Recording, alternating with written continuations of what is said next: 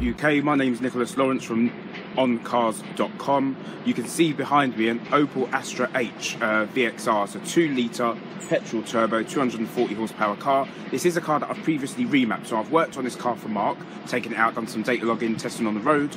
Today I'm going to be adjusting the decat, and it's only one switch. You've got 1 for on, 0 for off.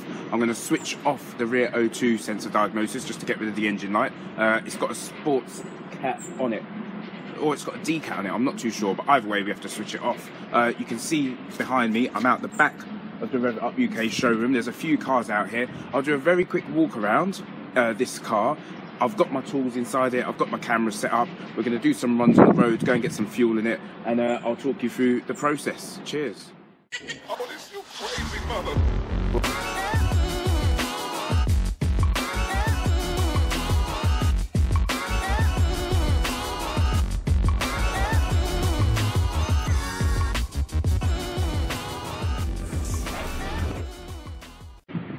Sorry about the wind, guys. You can see in front of me the Opel Astra H VXR, registration YP56CWD. This car has just come into stock and it's going for sale. It does have a, as I said, it does have a decat or sports cat and some sort of catback exhaust. So we'll be jumping in the car and going out for a spin. I can hear a car on me. That's the Mark II RS305 that's just been sold. We had that car in stock for under 24 hours and it's sold already, so it's just being prepped and ready for the customer to collect. There's a Corsa on that side. I can see the Mark IV Golf just been up for sale right at the end. But I'll get in this car and we'll get started on this video. Hi there, guys. We're back in the Astra. I'm now going to get the car started. It's not been driven since yesterday, so I'll start it up, let it run. Sorry, that was just a radio button in. These cars tend to do that. Get it started. I'll start it now. We are low on fuel. We're just nearly in reserve, so Mark said to go to the petrol garage. I always keep his cars on Tesco Momentum 99. It's the closest garage to us. I personally run BP Ultimate. I prefer to run BP Ultimate, but every now and then I'll stick Tesco Momentum in my own car as well. So we're going to get this car out of the car park, take ourselves down to Broughton Tesco and get some fuel, and then I can obviously start working on the software. Right, so we're now driving out of the Rev It Up UK showroom. Just getting past all these cars. Mark's bought his Porsche Cayman GT4 in today, which is nice. I haven't seen that car for a while. He alternates between his different vehicles, so we don't always get to see him. Right, so we're literally going to make our way to the petrol garage. That'll give us enough time to let the engine warm up. I do want to get some filming done from the back of the car, so I'll get the camera on the rear, and I should have enough charge in my camera today. I've got a secondary camera for recording audio. I have recently upgraded my microphone equipment, but I haven't connected it today. But on the next video I do, I will connect microphones obviously to the rear of the car, near the engine bay, and I'll have a microphone inside the car so I can switch between different microphones and do it while I'm driving, so that'll be a lot easier. So I can drive along, talk to you about the car, let you know that I'm selecting third gear, switch the microphone so you can obviously hear the sound of the car. We're trying to give you more of an oral experience with these reviews, but I'll carry on going to the petrol garage and stop boring you during this boring slow drive. Speak soon, guys. We're now getting back to Rev It Up UK. I'm literally just pulling off the main road in Sandycroft, so I'm now pulling into Rector's Lane, which is where we're based. I will get the camera off of the mount where it is now, turn it around so you can see exactly what I'm doing. I did manage to get my camera on the back of the exhaust, so I did film a bit of me driving just so you guys can hear what it sounds like. Now I'll get this camera off the mount, the one that you guys are looking at. We're just putting into it now. Yeah, so I'll get the camera off, turn it around, get my laptop on, just so you guys can have a look at what it is that I'm actually doing when adjusting software on a car. So I've got to find somewhere to park this. I'll just go around the back of the workshop and then I'll get the camera switched round. Cheers. Back at the unit, you can see over there's the Rev It Up sign, so we're just at the back of the workshop. This is my programming tool of choice. Now I use the AMT Cartec MPPS. It's my favourite tool out there. This is what we call a master tool. So this is a tool that I'm in control of. So all of my programming tools are master tools. Obviously, I do all the software. I do the software files. Apologies for that noise in the background. It's just my Bluetooth connecting.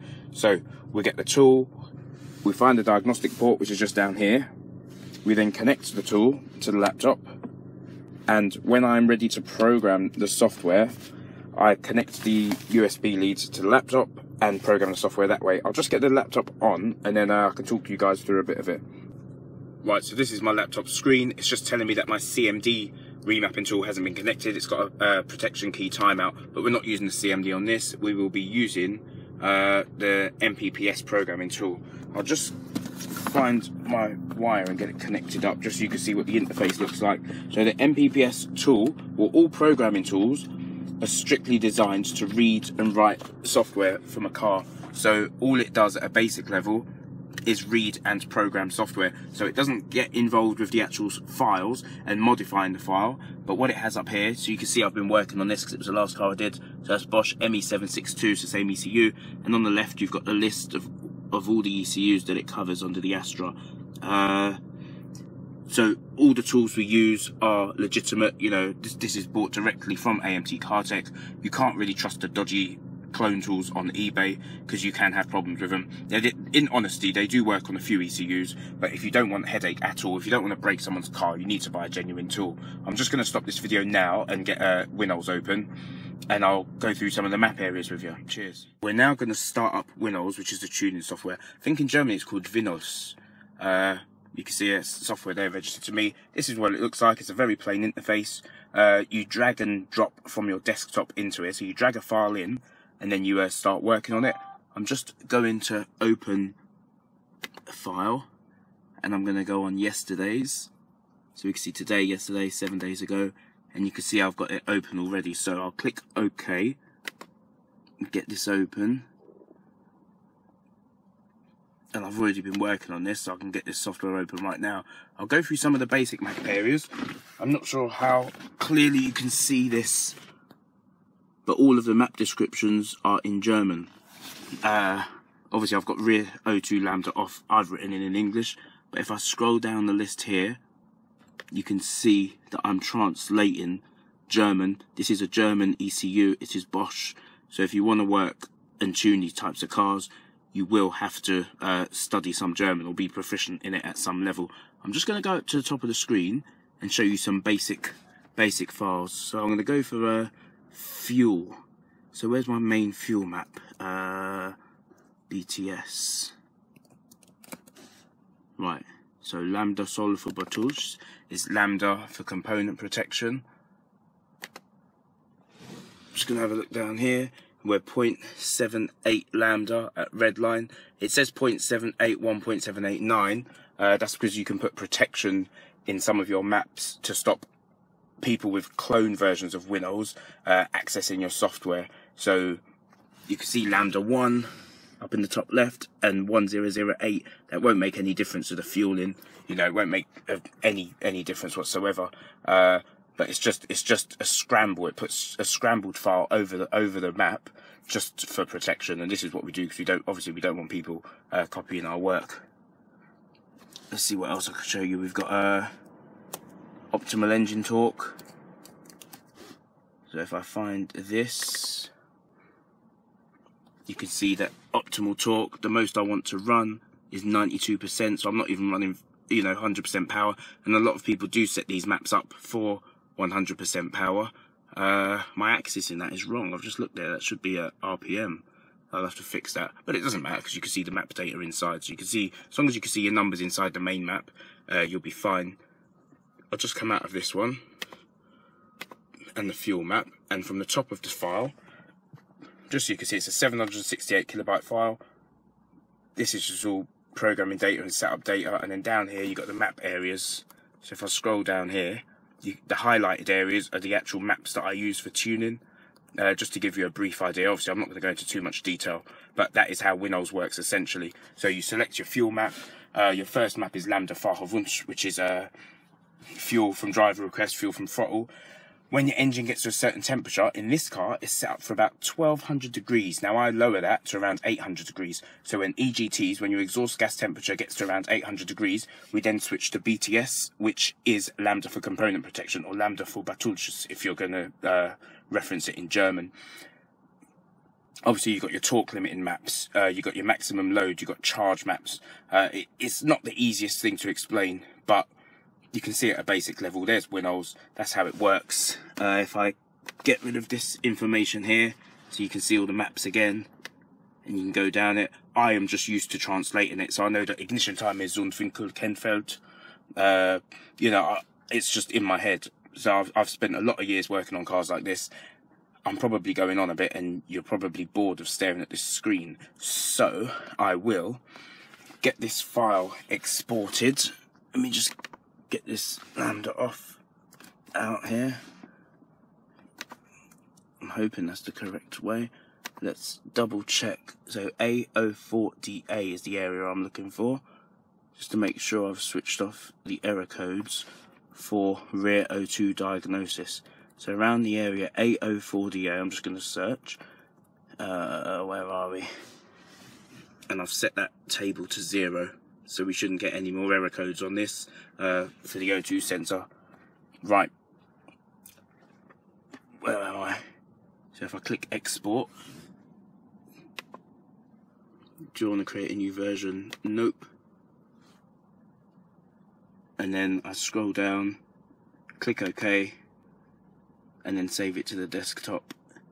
You can see on my desktop we've got a Ford Fiesta ST, a Ford Fiesta 1 litre EcoBoost. That's a review that I'm doing. And I also got some pictures of a Mark 1 GTI this morning that'll be going on the OnCars website. So my website is www.on-cars.com, or you can search the Rev It Up page on Facebook and you'll see some of my reviews, and that'll link you straight to the website. So I'm now going to click save.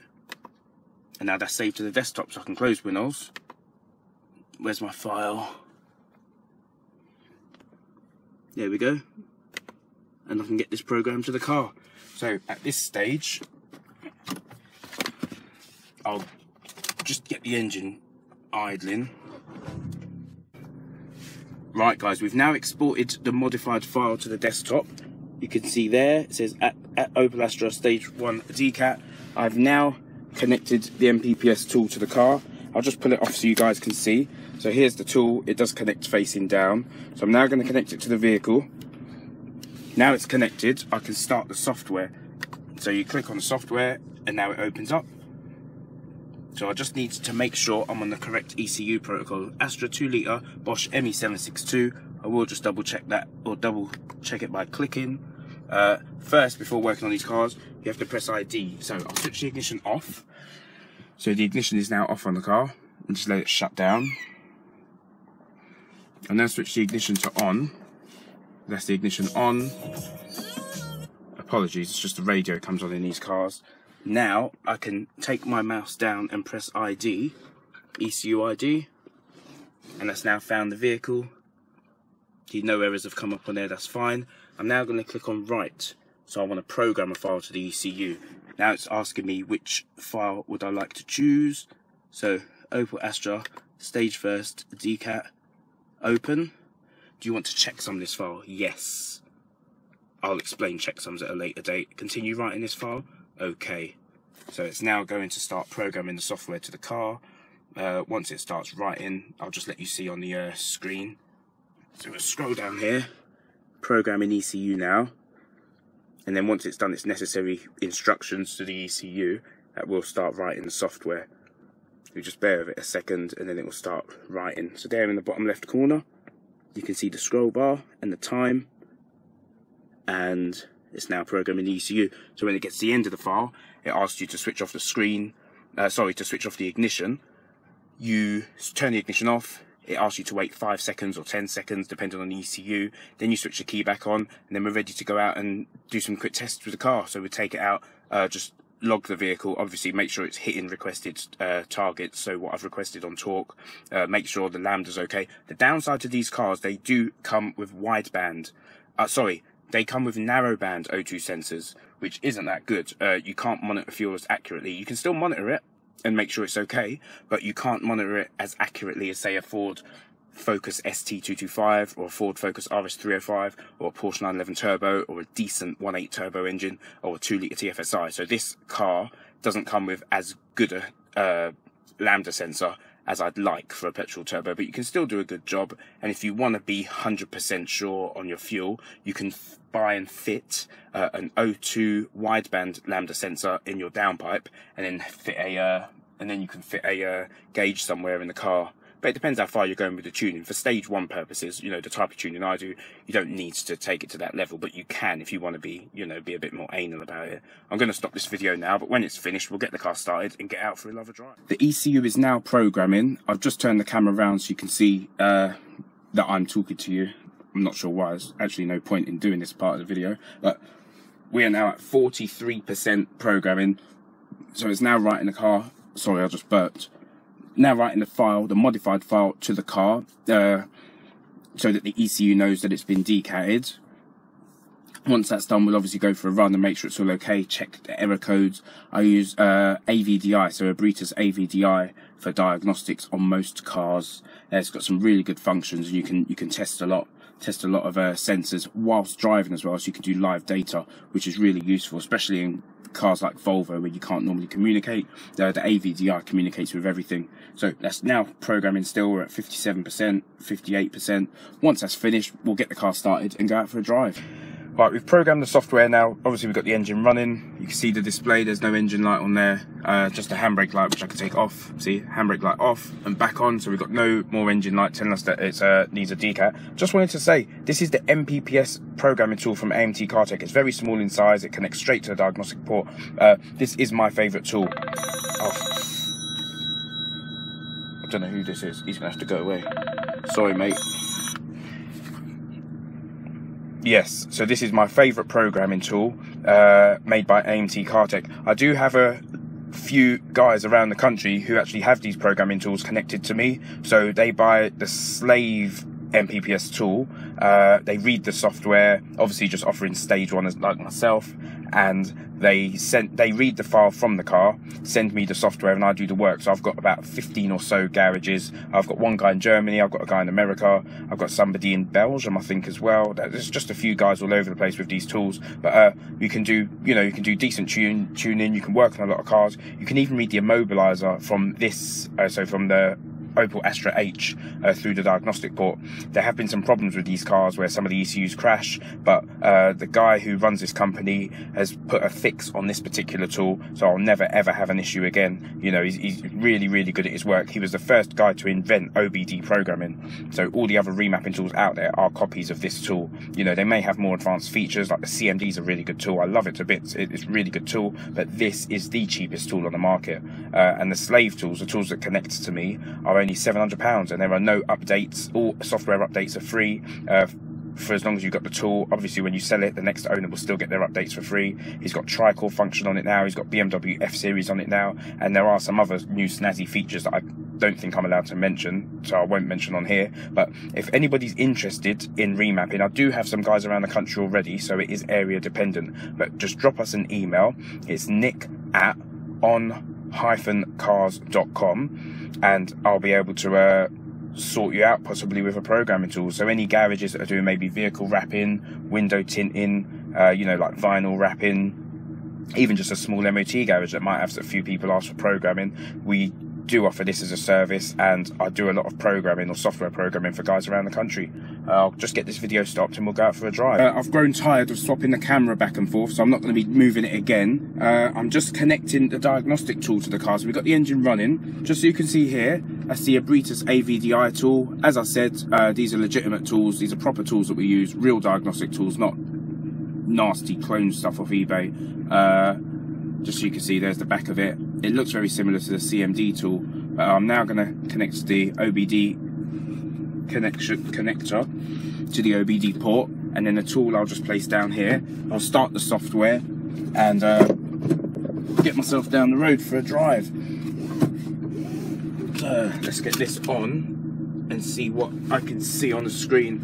When I set the cars up for data logging, I just press record and then just continue driving, so there's no need for me to interfere with the laptop while I'm working on the vehicle. So that's now connected already. So I'm now connecting myself to the ECU on CAN. Where are we? Strategy, data display. Let's have a look at this. Right. So we'll now go out for a drive and see what it's like. Right, so we're now leaving the Rev It Up UK workshop. This car has now got the modified software on it with the DCAT, so I'm just going to make sure the light stays off. What else? Now heading down towards the the Sandycroft roundabout near Airbus. I'm going to close this window because it's making a bit of noise, but we're now driving down. I'll get a couple more sound bites from the exhaust for you guys to hear, but other than that, job's a good one. Like I said, I stick with one type of tool. Why are these people slamming on their brakes? Yeah, I'll stick with one type of tool, and I like to use it on everything. I have just had a phone call from a guy with the same tool. He doesn't have a tool that's linked to me. He's got a master tool himself, but he was just asking some questions about the car, about a car that he's trying to do. But it's a really, really good programming tool. I love it to bits. The guy who runs the company, AMT Car Tech, I am planning on meeting up with him at some point. So if I do, we'll try and get that documented as well. Find out how the remapping tools work. This is shaking like shit, man. I'll stop this video because this camera isn't sitting as steady as I'd like. But when I go back to the workshop, we'll have a quick chat, and that'll be the end of the video.